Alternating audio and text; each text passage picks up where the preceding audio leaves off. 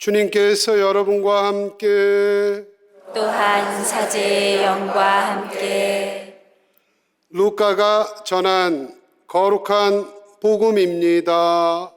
주님 영광 받으소서. 그 무렵 예수님의 제자들은 길에서 겪은 일과 빵을 떼실 때 그분을 알아보게 된 일을 이야기해 주었다. 그들이 이러한 이야기를 하고 있을 때 예수님께서 그들 가운데 서시어 평화가 너희와 함께 하고 그들에게 말씀하셨다.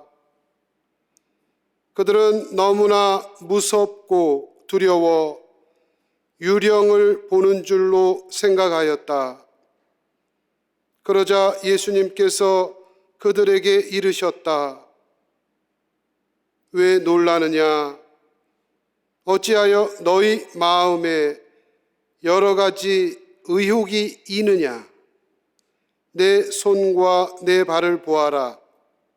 바로 나다. 나를 만져보아라. 유령은 살과 뼈가 없지만 나는 너희도 보다시피 살과 뼈가 있다. 이렇게 말씀하시고 나서 그들에게 손과 발을 보여주셨다.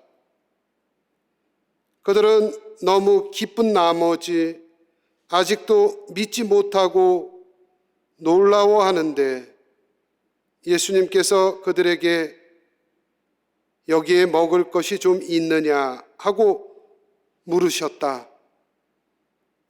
그들이 구운 물고기 한 토막을 드리자 예수님께서는 그것을 받아 그들 앞에서 잡수셨다. 그리고 그들에게 이르셨다.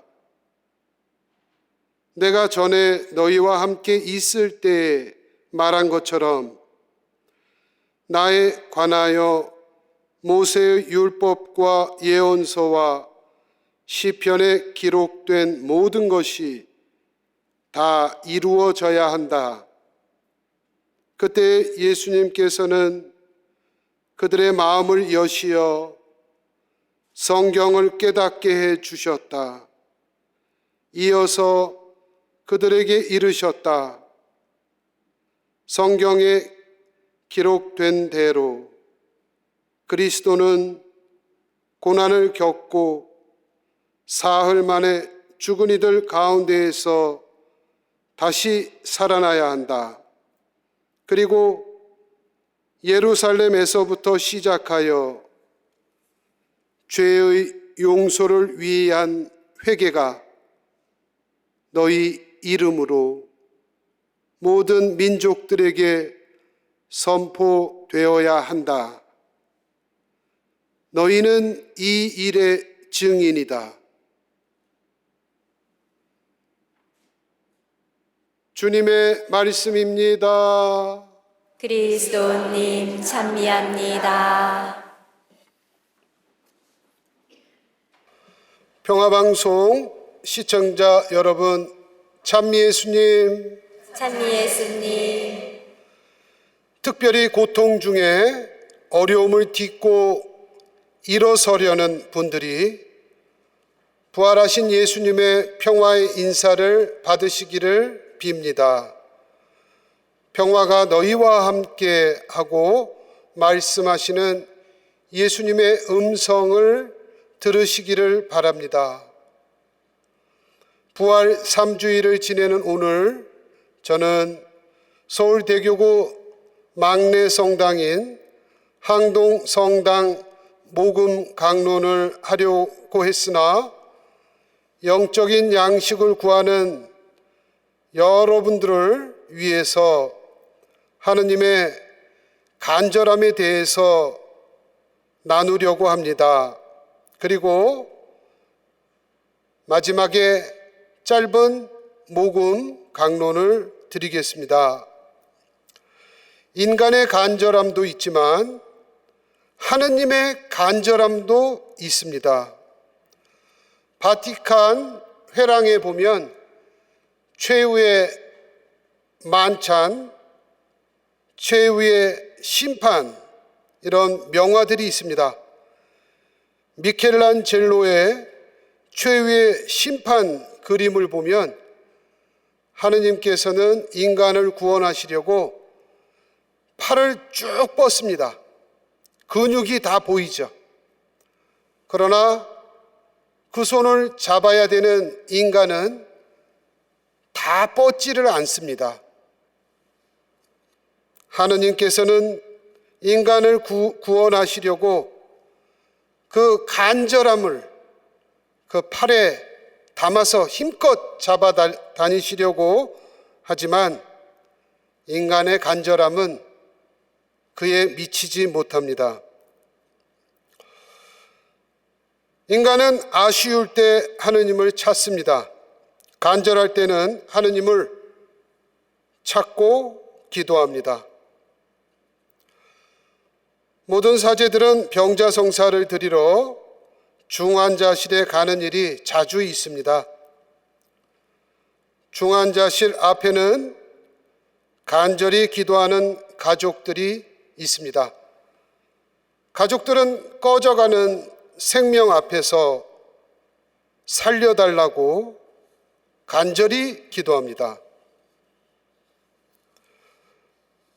생명은 오직 하느님께서 주시기 때문입니다. 더욱이 영원한 생명은 부활하신 주님께서 주시는 약속입니다.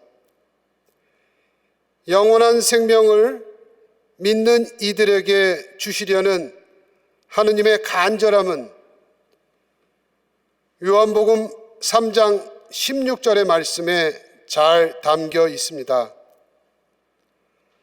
하느님께서는 세상을 너무나 사랑하신 나머지 외아들을 내주시어 그를 믿는 사람은 누구나 멸망하지 않고 영원한 생명을 얻게 하셨습니다.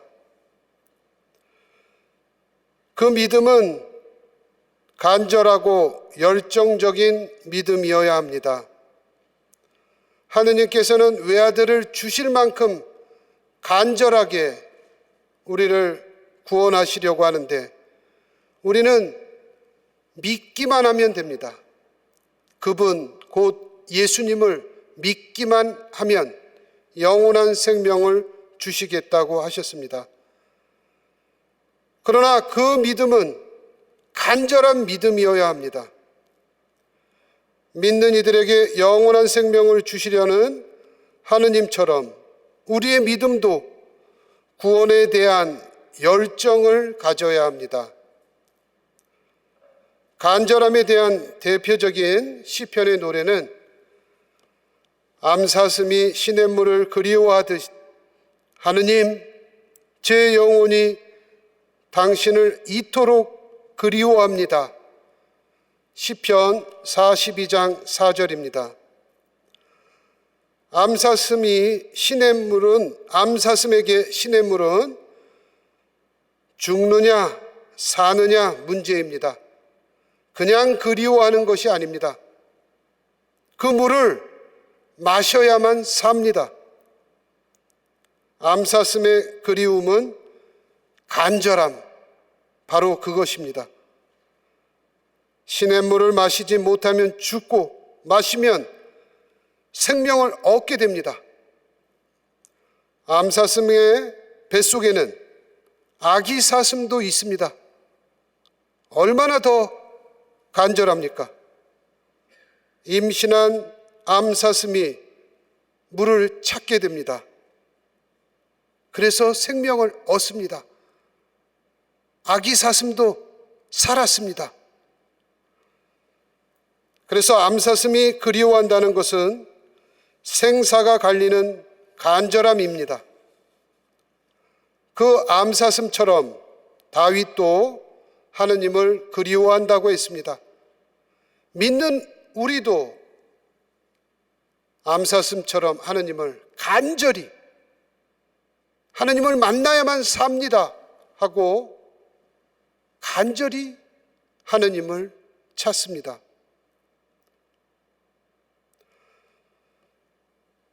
나는 하느님을 찬양하는데 이 정도의 간절함이 있었는지, 나는 하느님을 사랑하는데 간절함이 있었는지, 나는 부활하신 주님을 암사슴처럼 찾았는지,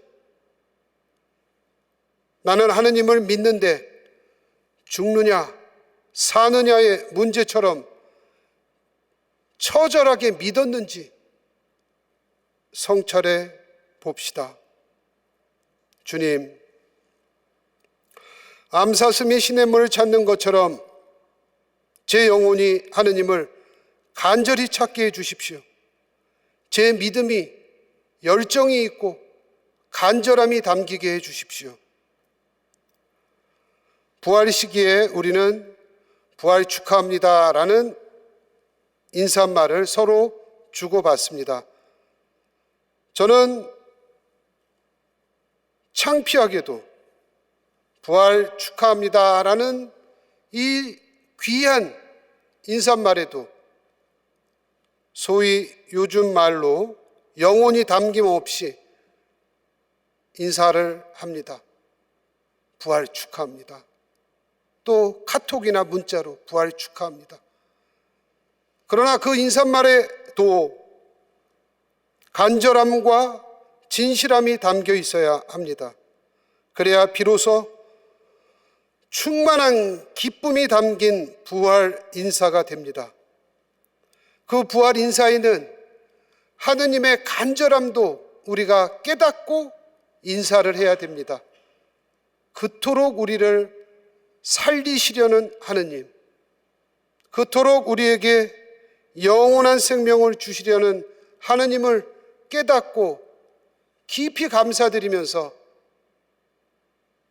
영원한 생명을 주신 하느님 감사합니다. 부활하신 주님 여러분 축하드립니다. 이렇게 인사를 해야겠습니다. 서울대교구 233번째 막내 성당인 항동성당은 908명 신자의 200명 정도 신자분들이 주일미사에 참여합니다. 이 정도의 신자분들과 성당을 짓는 것은 우리 힘으로는 벅찹니다. 아니 불가능합니다. 아니면 시간이 오래 걸립니다. 50년, 60년. 그러나 많은 신자분들이 성당을 짓는 데 마음을 여시고 동참해 주십니다. 내년 4월에 완공 예정인 성당에 여러분의 정성이 더해지기를 바랍니다.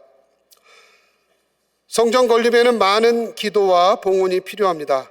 이 미사에 참여하신 여러분의 도움을 간절하게 청합니다. 저의 간절한 마음이 여러분의 닿기를 바랍니다. 부활하신 주님의 은혜가 여러분 모두에게 내리시기를 빕니다. 할렐루야, 아멘.